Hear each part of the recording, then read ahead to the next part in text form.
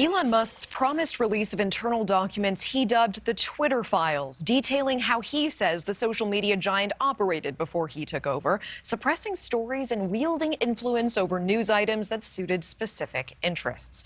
NewsNation correspondent Joe Khalil live for us in Washington. And Joe, you read through many of the pages released last night. So what's actually in there?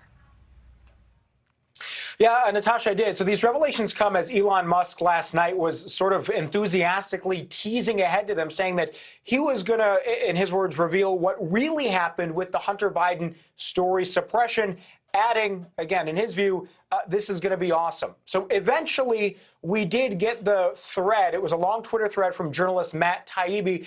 And Taibbi claims that Twitter staff had an open line of communication to both the Trump White House and to the Biden campaign at the time. And he says that both camps pretty often reached out to Twitter to either block stories or tweets they felt were unfair, inaccurate, or straight up misinformation. Now, Twitter does have a content moderation team that evaluates those requests, but Taibbi makes the claim that that system was unbalanced in favor of left-leaning requests because Taibbi argues Twitter staff leans left. Now, on the Hunter Biden story specifically, Taibbi's thread shows there was a pretty lively debate behind the scenes over how to handle it. And he posts some emails showing this stuff. Largely, and maybe surprisingly, there was not a lot of input from Twitter CEO Jack Dorsey at the time. Twitter officials' decision to ultimately suppress that story was based on its hacked material policy, despite no real hard evidence at that time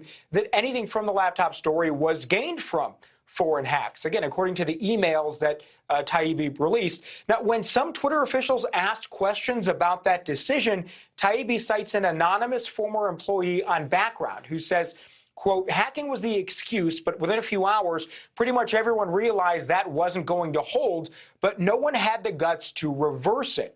And there was a lot of behind-the-scenes pushback, including one from House Democrat Congressman Ro Khanna.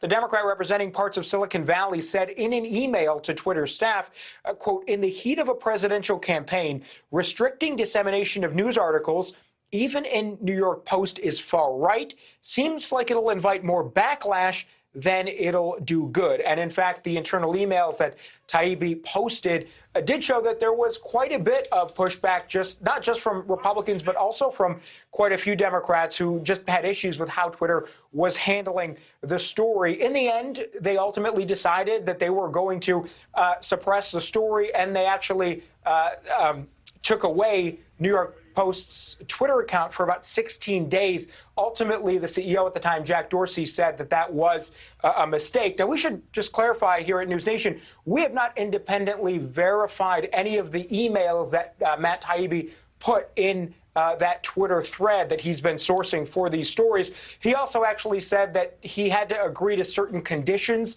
to get a lot of this information, but he wouldn't exactly clarify, Natasha, what the conditions were that he did to get this story. Okay, appreciate you breaking it down for us. Joe Khalil live for us in Washington. Thank you.